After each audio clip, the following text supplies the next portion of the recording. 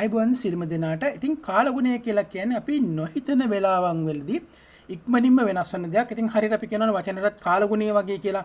ඉතින් මෙන්න මේ නිසා මම ඉදිරි කාලගුණය සම්බන්ධයෙන් මගේ channel එකේ ගොඩක් අය ඉන්නවා කාලගුණය සම්බන්ධයෙන් බලන අය. ඉතින් ඒ සම්බන්ධව දැනුවත් කිරීමක් කරන්න තමයි යන්නේ. ඒ වගේම තමයි කවුරු හරි කමන්නේ කාලගුණය පිළිබඳව දානවනම් මොන හරි යම්කිසි ඉදිරියේදී සිදුවෙන දේවල් සම්බන්ධයෙන් දානවනම් ඒ ගැන වැඩි විහරියක්ම දැනුවත් වීම තමයි ගොඩක් වැදගත් වෙන්නේ. ඒ නිසා වැඩි කතා නොකර මම මේ ගැන පැහැදිලි කිරීම කරන්නම්.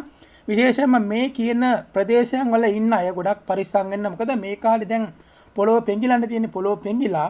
නමුත් දැන් අපි බැලුවොත් එහෙම දැන් වලට පේන මේ දෙවෙනිදා රාත්‍රී 9ට විතර තමයි මේ තියෙන්නේ මේ ලංකාවට පේන විදිය වැසි ස්වභාවය.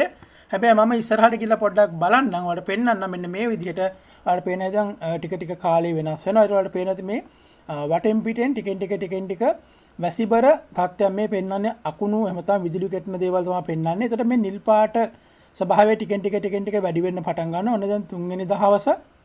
එතකොට මේ යන්නේ දැන් 4 වෙනිදාට කිට්ටු වෙන්න. ඉතින් රාත්‍රී 3 වෙනි දවස මේ රාත්‍රියේ තමයි මේ පෙන්වන්න කරන්නේ. පාන්දර 1 2 විතර 4 වෙනිදා. ඉතින් ඔන්න 4 වෙනිදා දවස ආවට පස්සේ 4 වෙනිදා හවස 2 3 වගේ කාල සීමාව වෙනකොට තත්ත්වය සම්පූර්ණයෙන්ම වෙනස් වුණා. ඉතින් ඔයාලට පේනවා ඇති මෙන්න මේ ලංකාව වටේම ලානිල් පාටක් තමයි තියෙන්නේ. හැබැයි ඔයාලට පේන ඇති මෙන්න මේ හරියේ මේ කහ පාට පිරිච්ච මැද රතු පාටක් පෙන්වුම් කරනවා. ඉතින් ඔයාලට පේන්නේ තව ටිකක් zoom කරාට පස්සේ මොන ප්‍රදේශයන්ද තියෙන්නේ කියලා. ඉතින් මේ අතරිනුත් ඔයාලට පේන ඇති අවිස්සාවේල්ල, දැරණියගල, දිගෝව කියලා තියෙන්නේ, බටගල, ඇහැලියගොඩ, ලබුගම, එරත්න, එතකොට ඒ වගේ තමයි පළබද්දල කියලා තියෙනවා. පලාබද්දල වෙන්නේ මම හිතන්නේ. එතකොට එත්තොට කියලා තියෙනවා, කුරුවිට කියලා තියෙනවා. ඒ කියන්නේ මස්කෙලිය මෙන්න මේ මහා නුවර නැත්තම් මේ නුවර වටේ තියෙන ප්‍රදේශයන් ටිකට නැවතත් තද බල විදිහට වැස්ස වහින්න තමයි ලෑස්ති වෙන්නේ. එතකොට මේ තත්ත්වය අපිට දැක ගන්න පුළුවන් 6 වෙනිදා වගේ කාල සීමාව වෙනකන්. දැන් ඔන්න 4 වෙනිදා ටිකක් අඩු වෙලා ගියා පැය කිහිපයක් යනකොට. හැබැයි නැවතත් 5 වෙනිදා කාල සීමාවකට අඩු වෙලා ගිහිල්ලා නැවතත් ඔයාලට පේන ඇති ලංකාව වටේම නිල් පාටින් පෙන්වුම් කරනවා. නිල් පාට කියලා කියන්නේ යන්තම් වැස්සක්. ඒක ලොකු වැස්සක් නෙවෙයි. සාමාන්‍ය මිලිමීටර් පොඩි ගානක වැස්සක්. හැබැයි 5 වෙනිදා හවස් වෙනකොට 6 වෙනිදා වගේ වෙනකොට නැවතත් ඒක ටිකක් වැඩි වෙන්න පටන් ගන්න අපිට පෙන්වුම් කරනවා. මෙන්න මේ මැප් එකේ ඔයාලට බලා ගන්න අවස්ථාව තියෙනවා.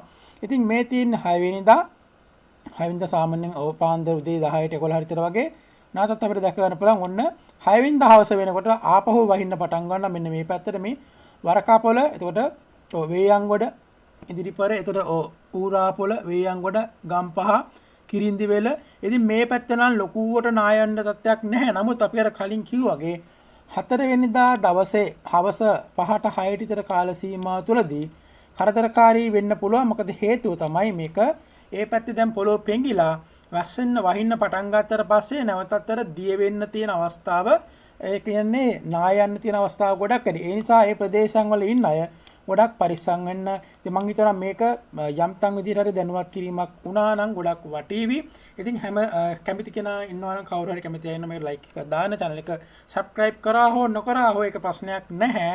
මොකද කෙනෙකුගේ ජීවිතය සම්බන්ධයෙන් මොකද ඒ පැත්තේ ඉන්නට විශේෂයෙන්ම ඒ ගම් වල ඉන්න අයට මේක බලන්න අවස්ථාවක් තියෙනවා නම් එයාලට ගොඩක් පරිස්සම් වෙන්න අවස්ථාවක් ලැබෙයි. මොකද හේතුව තමයි ඒ වෙලාවේ ඕනෑම දෙයක් සිද්ධ වෙන්න පුළුවන්. නැවත මම මතක් කරන්න මේ දරණියගල, එතකොට බටගල, අවිස්සාවැල්ල, එරත්න, පළබද්දල, පලාබද්දල, එතකොට එත්තොට, කුරුවිට ඔය ප්‍රදේශයන් වල නූරිය, කිතුල්ගල, ඉතින් ඔය පැත්ත ගොඩක් වෙලාවට කඳු සහිත ප්‍රදේශයන් තමයි තියෙන්නේ. ඉතින් ඔයාලට පේන ඇති මිලිමීටර ගානක් දාලා තියෙනවා. මිලිමීටර 17 18 ඔය වගේ වැසියෙන්න පුළුවන් කියලා තමයි සඳහන් වෙලා තියෙන්නේ. ඉතින් ඊට වඩා වැඩි වෙන්න පුළුවන්. මොකද පේනවා ඇති මේ නිල් පාට ලංකාව පුරාටම නිල් පාටක් පෙන්වුම් කරනවා.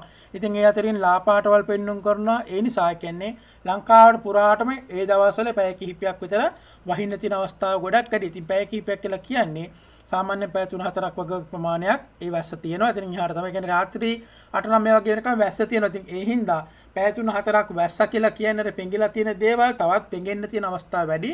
ජීවිතේ පරිස්සම් කරන්න.